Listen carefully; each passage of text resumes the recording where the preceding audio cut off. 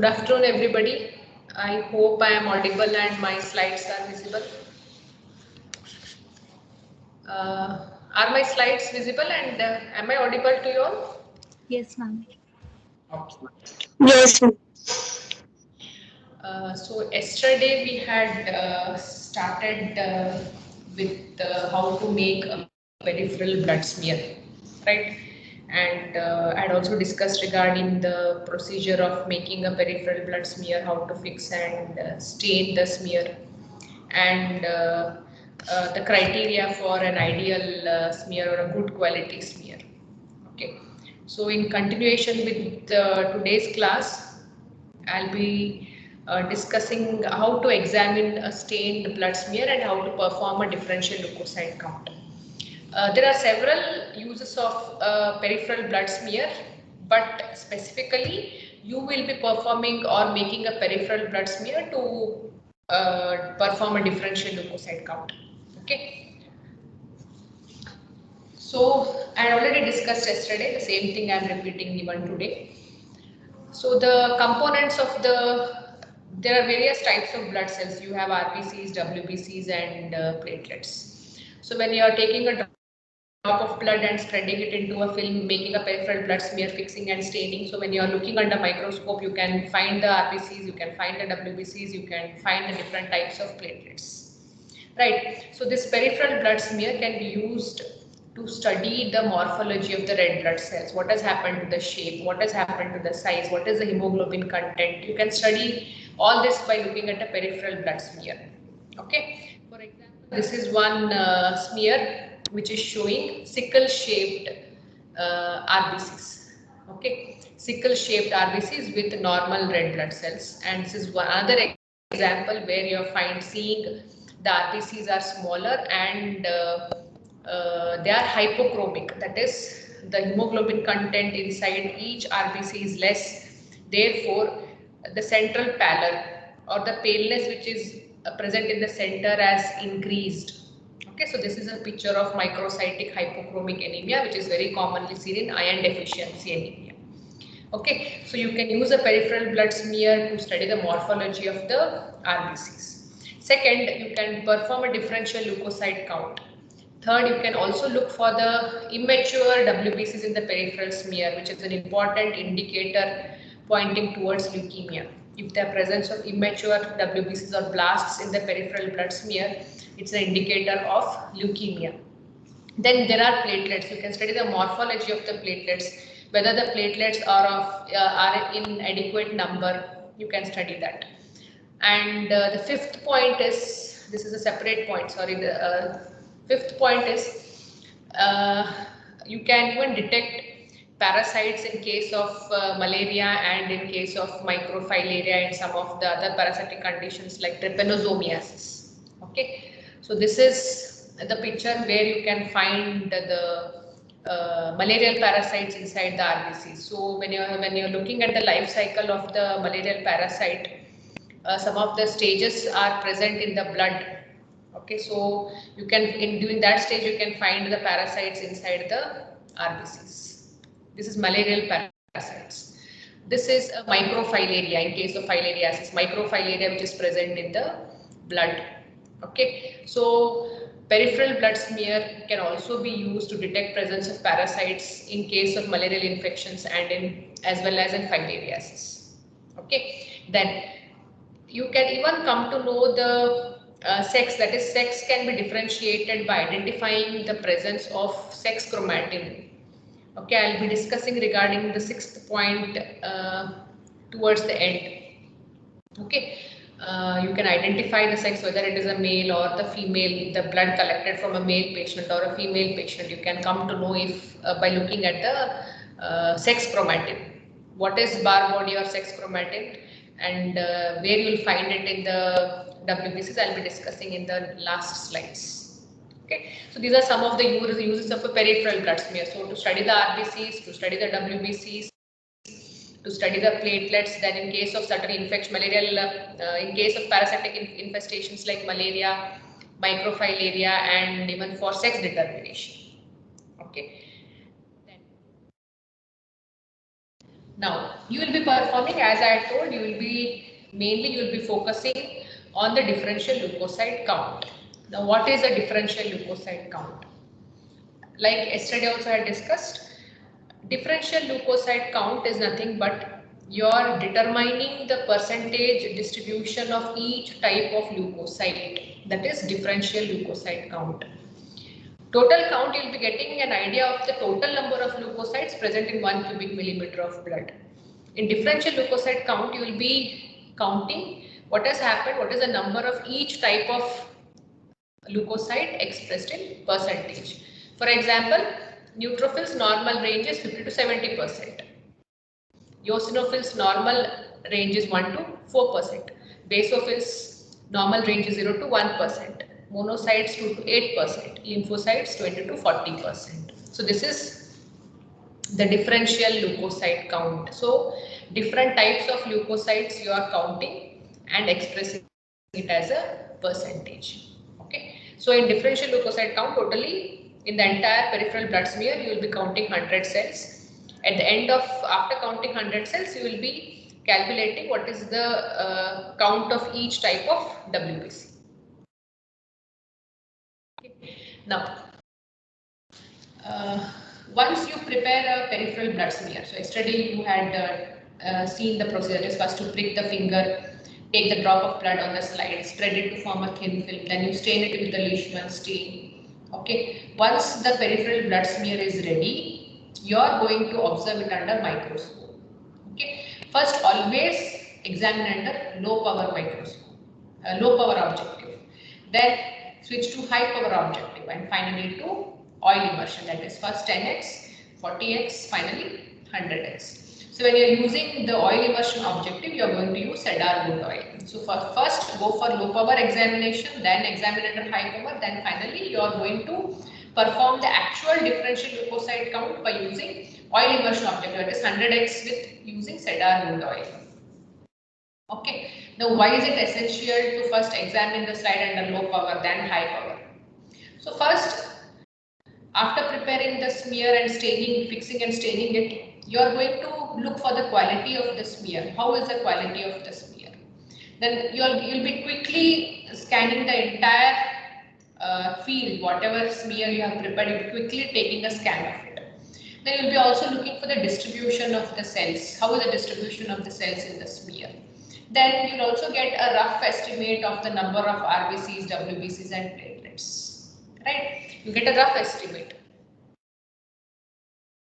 Then under oil immersion, you can study the morphology of RBCs, you can study the morphology of platelets, you can study the morphology of leukocytes under oil immersion. Okay.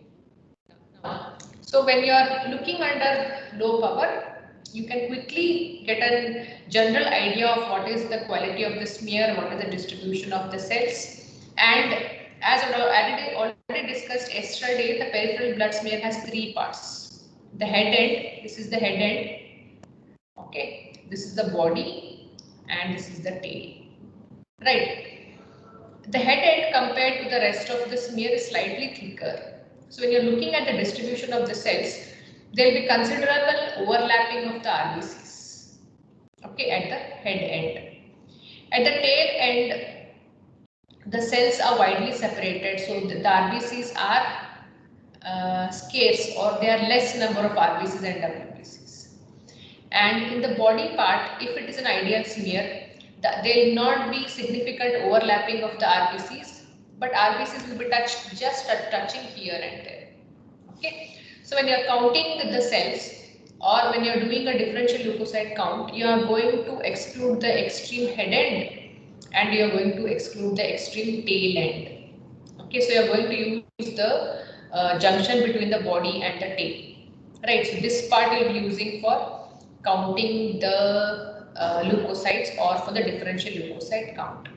Okay, so when you are making a smear, the head end will be a little bit thicker and the tail end will be very thin.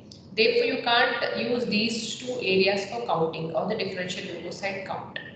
Okay, this is how it appears under. This is the head area, head region. This is the body, which is ideal for counting, and this is the tail portion of the peripheral blood smear. Now this is under low power. So under low power, the RBCs they are uniformly spread. They are appearing like dots, right? And WBCs also you can see here and there among the RBCs there are WBCs, but the WBC can't be differentiated. Now in this smear you can't tell which is a neutrophil, which is a eosinophil, which is a basophil, which is a monocyte. You can't identify. Okay, so just we'll be coming to know regarding the distribution of the WBCs and RBCs. This is under low power. So RBCs they are appearing just like dots. They uniformly spread. And WBCs are present here and there among the RBCs, but you can't differentiate them nor you can identify which type of WBC it is. Okay, so this is under low power. This is under high power, right? So you can see the RBCs, they are appearing dull orange pink, right? And when you're looking at the color is darker at the edge and it is pale in the center. So this is called as central pallor. Okay, I'm discussing much further detail in the next few slides. Then you can see the WBCs with the nuclei. Okay, so you can see the nucleus of the WBC which are present, and you can even identify here. But there's no clarity of how are the granules, what is the color of the granules in this, right? Then you can see here and there, these are the platelets. Platelets are usually present in groups. These purplish pink dots or the purplish dots what you're seeing, these are the platelets. So this is under 40 times magnification, high power. Okay, so first you have observed under low power, then you go for high power, then oil immersion. Okay, that is 100 times magnification, right? So after seeing the peripheral blood smear under low power, then observing under high power, then you are going to change the objective to 100 times, 100x, then put a small drop of cedar wood oil, then place the objective such a way that the objective 100x objective or the oil immersion objective is completely immersed in the drop of oil. Okay, you need not flood the whole slide with oil. It is just a small drop of cedar wood oil at one point you are applying. Then you are placing the objective in the objective such that it is completely immersed in the cedar wood oil, and as you are moving the slide, the oil also moves along with the objective. Okay, it requires a very small drop of cedar wood oil. Right. Now, this is how the RBCs look. Okay. So they are evenly spread, they are non-nucleated, they are round bodies, staining, appearing dull orange pink. The hemoglobin takes the eosin stain, and you can see the central pallor. Okay, paleness in the center, or the staining is dark at the edges, it is pale in the center. This is called as central pallor. This central pallor is because of the biconcave shape of the RBCs. Because of the biconcave shape, there is less hemoglobin in the center, therefore there is less staining, therefore the center appears pale. Now, how much this central pallor should extend? The central pallor should occupy the central 1/3 of the cell.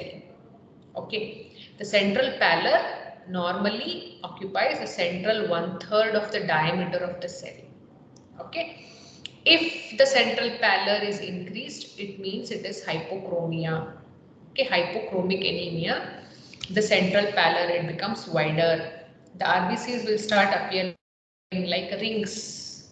Okay, now all the RBCs are of uniform size. The diameter of all the RBCs is almost similar. On an average, it is 7.2 microns. Right? That's why RBCs are considered as or taken as a reference cell. Now you want to know what is the size of the WBC. So what you do is you compare the WBC with the surrounding RBC. It is 2 times the size of RBC. It is 3 times the size of the RBC. Like that, for determining the size of the WBC, you are going to compare it with the surrounding RBCs, because RBCs are of almost uniform size of 7.2 microns. Therefore, RBC is taken as a reference cell. Okay. So this red arrow, this is the central pallor.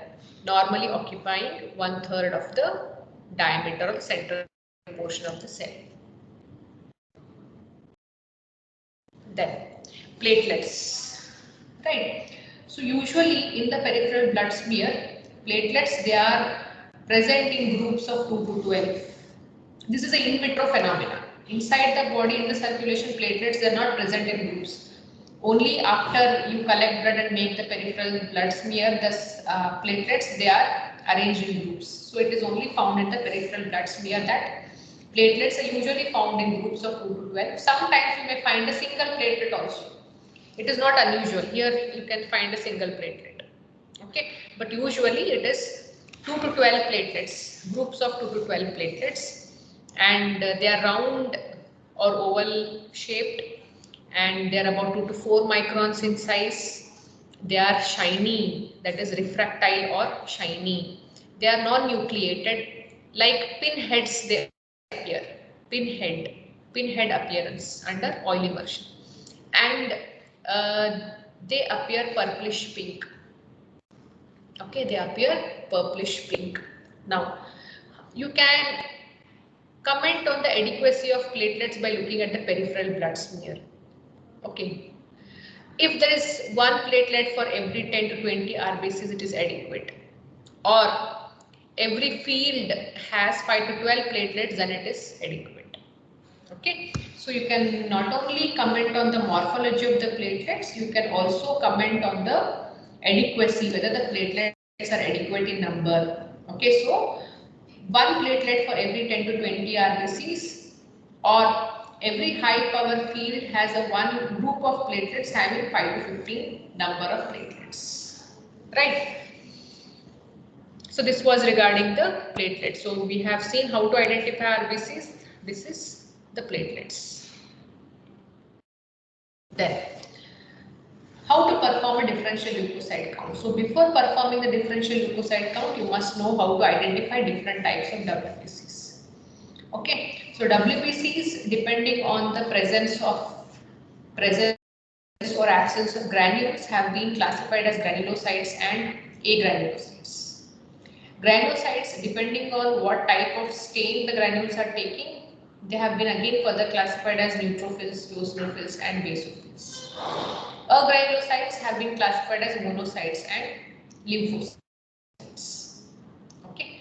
Now, whenever you are identifying the leukocyte, you have to describe the cell under these headings. What is the size of the WBC, whether the nucleus is clearly visible, and if it is visible, whether it is lobed or not lobed. If the nucleus is lobed, what are the how many lobes are there, right, and how are they connected? If the nucleus is not lobed, what is the shape of the nucleus, whether it is round or horseshoe shaped or C shaped or oval with a dent, whether the nucleus is present in the center, whether the nucleus is present to one corner.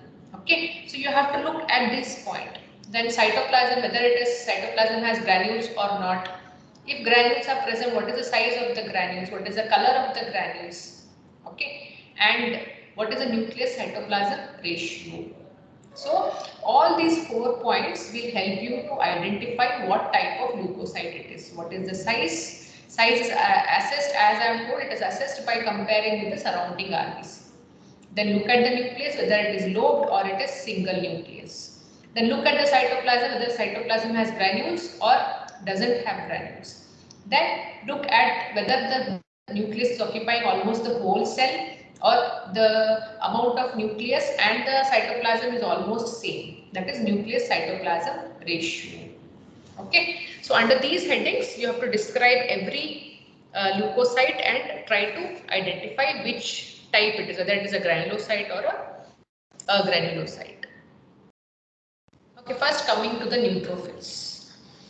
So neutrophils, out of 100 cells, 50 to 70% are neutrophils, and it is 10 to 14 microns. That is almost double the size of RBC. Okay, it is surrounded by RBCs. You can compare with the surrounding RBC, almost double the size it is. Then nucleus is clearly visible. Okay, both are neutrophils, and it is lobed.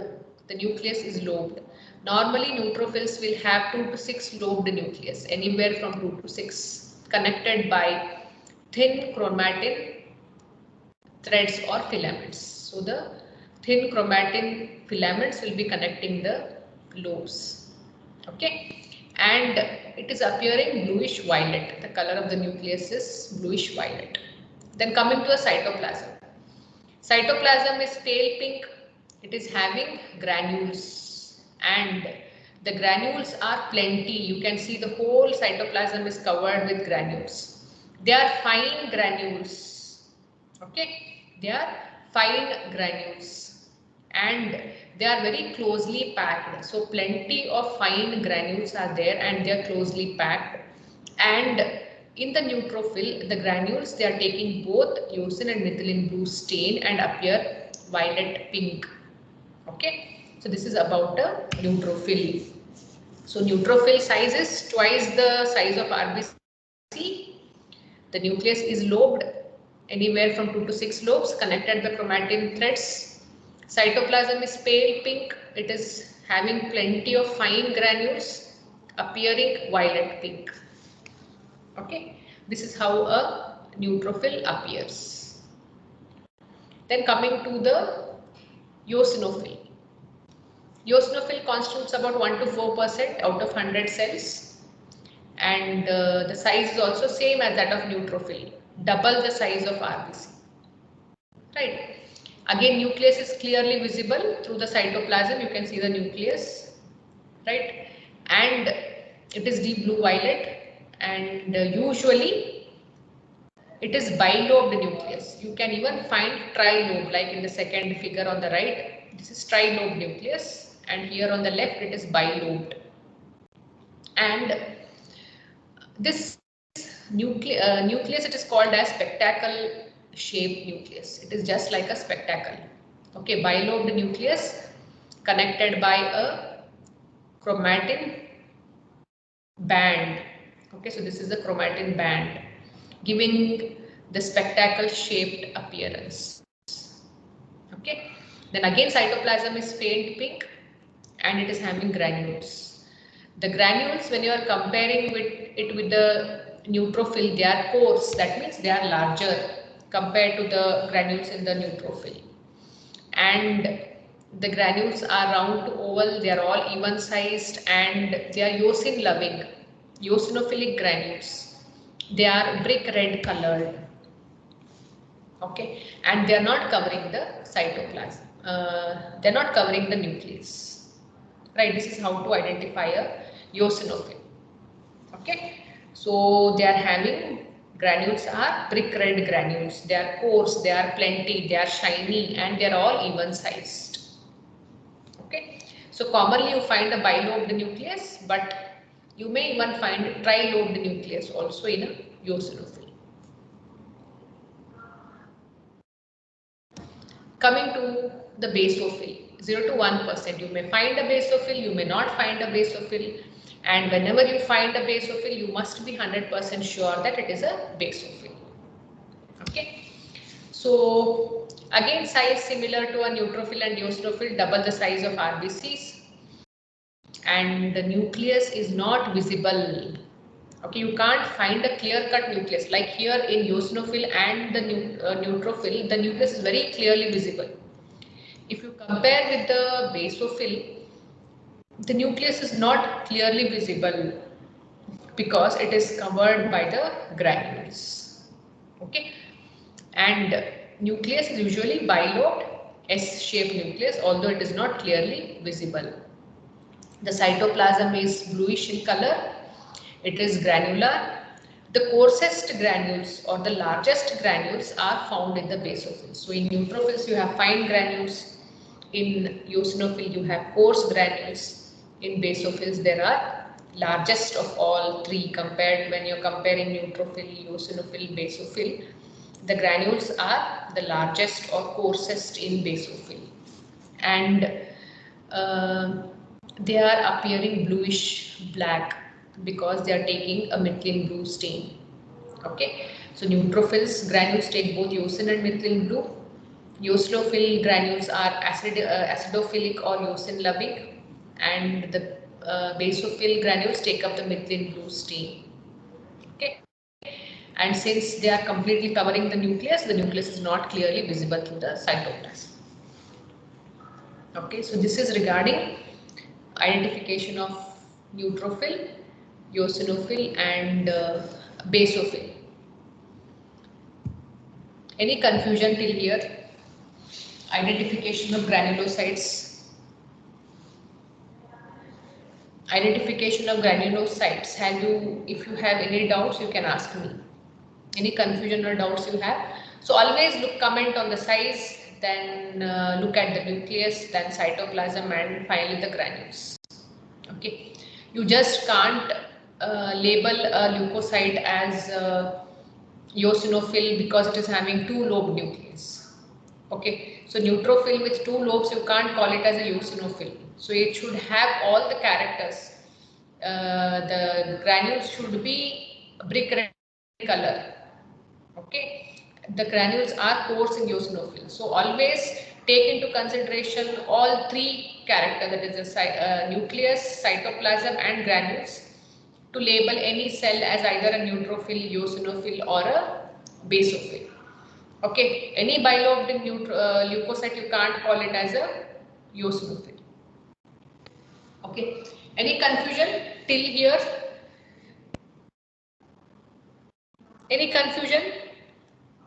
Anybody, somebody unmute yourself and then we'll proceed further. One of you can unmute, then I'll proceed further. No doubts. Okay. Always only one voice I hear. I don't know whose it is, but most of the teachers tell that there is only one voice from girls and one voice from boys who will be responding. All others will be sleeping. Yes, others are sleeping. No, ma'am. No? Very good. No, ma'am. No, ma'am. Very good. Oh, only then four are awake, rest are out of 93, only 4 are awake, rest are sleeping then. What about others? Rest 89 students. 89 students, at least one session we'll keep where you'll be just telling yes, no, present, absent. Itna to, because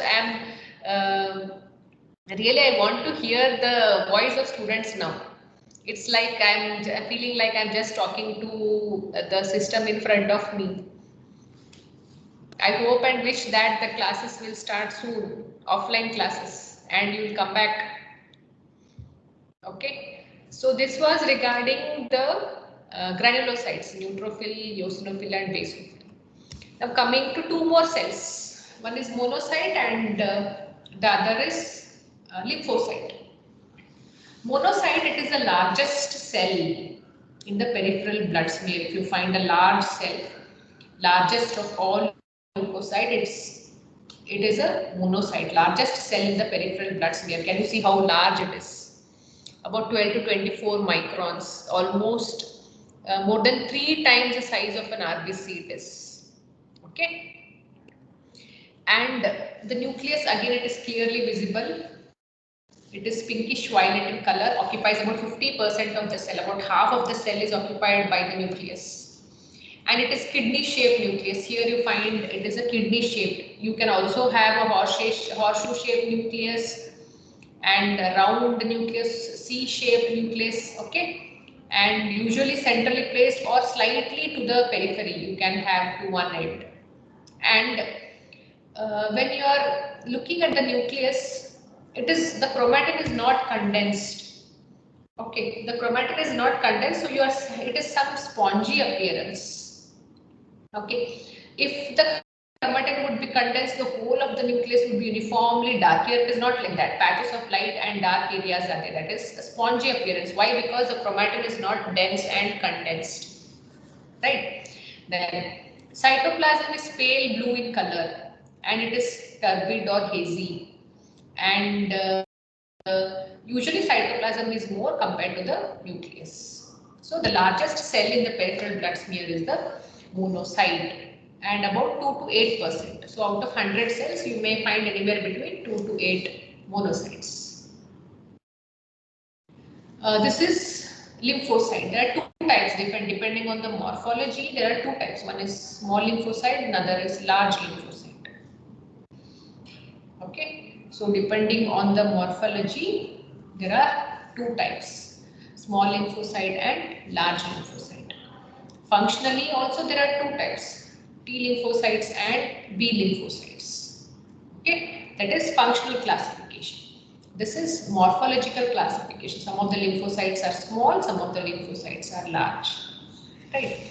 Now, large lymphocytes, almost the same size as that of a granulocyte, about 2 times the size of the RBC. And when you're looking for the proportion of the nucleus in the cytoplasm, about 80% of the cell is filled with nucleus. And nucleus, it is, what is the color? It is about deep blue violet. The chromatin is condensed, so it is uniformly stained. It is homogeneous and usually round to oval. And cytoplasm usually is clear blue cytoplasm and non-granular. Right, and large lymphocyte is usually larger than a small lymphocyte.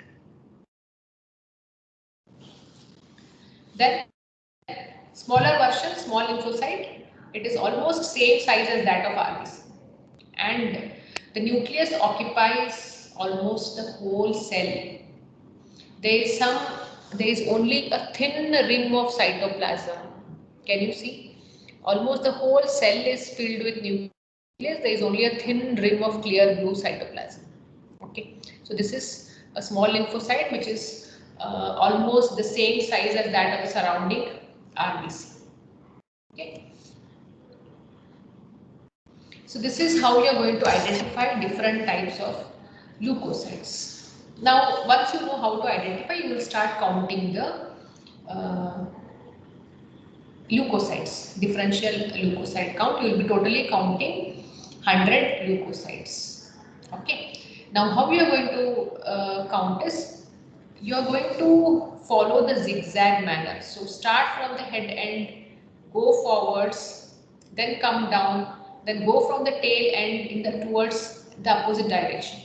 Meanwhile, as you are moving forward from the head end towards the tail end, then from tail end towards the head end, whatever WBC you encounter in a field, you go on writing them. Okay, right, like this you are going to draw 100 boxes, right? You are going to draw 100 boxes, 10 rows and 10 columns. And as you are moving forward, this is done under oil immersion after putting a drop of cedarwood oil using 100x objective. So you go on moving from head end towards tail end and from tail end towards the head end. Okay, so as you are moving forwards and backwards, zigzag manner, so whatever WBCs you find in each field, you're going to enter them in this box like this. Suppose you're finding a neutrophil, write it as N. That is the initial letter. If you're not finding anything, you can just leave and move forward. Then the next field you're finding one neutrophil, one lymphocyte, you can write N in one box, next box you can write L. Suppose you're finding two neutrophils, you can write N in one box, next box you can write N. Okay, similarly if you're finding one neutrophil, one monocyte, you can write 1N, 1M in different boxes. Like that you're going to count 100 cells. Okay, so go on writing N, E, L, M, right? B if you're finding a basophil B.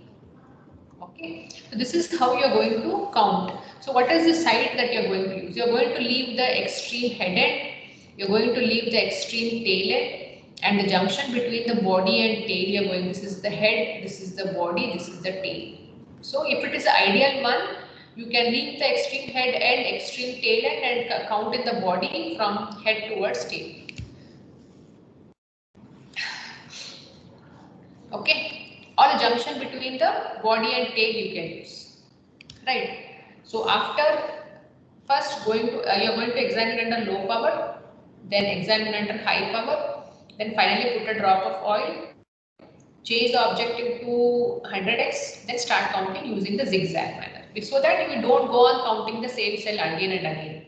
So first move forwards, come down, then move from backwards towards the head end. Okay, so this you will continue till you count 100 cells. Once you count 100 cells, you are going to stop counting. Okay. Then after you count 100 cells, you are going to write the report: name, age, sex, occupation, address, then results. Neutrophils, eosinophils, basophils, you will make 2 columns, one for your observed value, where you are going to count how many neutrophils you have counted, eosinophils you have listed, okay, and you are going to write the values here. This is the normal range. And you'll at the end you'll write the inference, whether the differential leukocyte count is in the normal range or whether any component of the cell is increased. You're going to write in the inference. Okay, this is how you are going to make the report. Then when you are performing the differential leukocyte count, you must know the conditions that alter the count and the terms that are used. Like, if there is an increase in the number of neutrophils, you call it as neutrophilia. If there is a decrease in the number of neutrophils, you call it neutropenia. Okay, so you must know all these terms: neutrophilia, eosinophilia, basophilia, lymphocytosis, monocytosis. Then monocytopenia, lymphocytopenia, basopenia, eosinopenia, and neutropenia. Philia is increase, penia is decrease. Okay, so neutrophilia, you have to know the examples also, conditions. Few conditions you must list for neutrophilia, neutropenia, everything. Okay, you must know few conditions. Then you must know certain physiological conditions where you find neutrophilia, like exercise, emotions, pregnancy, menstruation, lactation, parturition, food intake. All this you all know, and all this has been discussed in your theory class. Okay. Neutrophilia, like acute pyogenic infections like pneumonia, appendicitis, lung abscess, tonsillitis, okay, cholecystitis. All these conditions will cause increase in neutrophil count. Acute pyogenic infections means pus forming infections. Okay. Then pyrogenic infections, fever producing infections, again you find the neutrophilia. Then some of the inflammatory conditions like rheumatic fever, then myocardial infarction, pulmonary embolism following burns, trauma, or following surgery or acute hemorrhage, the neutrophil count is increased. The neutropenia, typhoid, paratyphoid fever, you find neutropenia. Viral infections, acquired immunodeficiency syndrome, aplastic anemia, bone marrow depression will cause decrease in the neutrophil count. Okay. Then eosinophilia. Right. Eosinophilia is found in some of the allergic conditions like bronchial asthma, urticaria, food allergy, hay fever. Then parasitic infestations like hookworm, filariasis, roundworm, skin diseases like psoriasis, pemphigus, eczema. Okay, so these are some of the causes of eosinophilia. Eosinophilia you find in acute stressful illness, Cushing syndrome, aplastic anemia, ACTH glucocorticoid therapy. If you are treating the patient with steroids, then eosinophilia you will find. Okay, so you must know these terms and examples, few examples. Similarly, you have basophilia and basopenia. Basophilia and viral infections, allergic conditions, smallpox, chickenpox, some of the viral infections. Basopenia and acute pyogenic infections and glucocorticoid treatment. Similarly, you have lymphocytosis. Any chronic infection, the lymphocyte count will be increased. And acute infections, neutrophil count will be increased. Chronic infections, lymphocytes will be increased. Viral infections, lymphocytes will be increased. Bacterial infections, neutrophils will be increased. Okay, so by looking at what has happened to the count, you will come to know whether it is an acute condition or it is a chronic condition, or whether it is a viral infection or it is a bacterial infection. That's why it is giving an indication, or it will help in the diagnosis, right? Okay.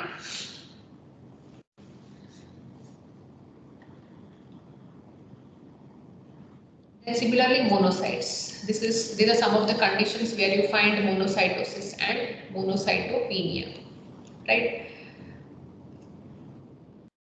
And in the initial slides, I had told that you can, by looking at the peripheral blood smear, you can know what is the sex of the individual, whether it is Sex determination, you can also determine the sex by looking at the peripheral blood smear. Okay, you must all be knowing about Barr body or the sex chromatin. So what is this Barr body or the sex chromatin? In females, there are 2 X chromosomes, and in men, there is 1 X and 1 Y chromosome. So in females, 1 X chromosome is inactivated. It occurs during embryonic development only. Okay, out of the 2 X chromosomes, 1 is inactivated and it is present in the somatic cells as the inactive X chromosome. It is condensed and it is present as a small patch on the inner side of the nuclear membrane in the somatic cells. Okay, so there are 2 X chromosomes, 1 is getting inactivated and 1 remains active. So out of the 2, 1 is from paternal origin, 1 is from maternal origin. So you will not know in which cell which X chromosome is getting inactivated. So some of the cells will be the X chromosome from paternal origin may be inactivated, and in rest of the cells the X chromosome from maternal origin may be inactivated. Similarly, in chromosomal abnormalities, if there are more than 2 X chromosomes, right, again only 1 will remain functional, the rest will be inactivated. Suppose there are 3 X chromosomes, 2 will be inactivated and 1 will remain active. Okay, so this is the inactive X chromosome, which is present as which is condensed and present on the inner side of the nuclear membrane somatic cells. It is called as Barr body or sex chromatin. Now, about how will you come to know what is the sex of an individual by looking at the peripheral blood smear?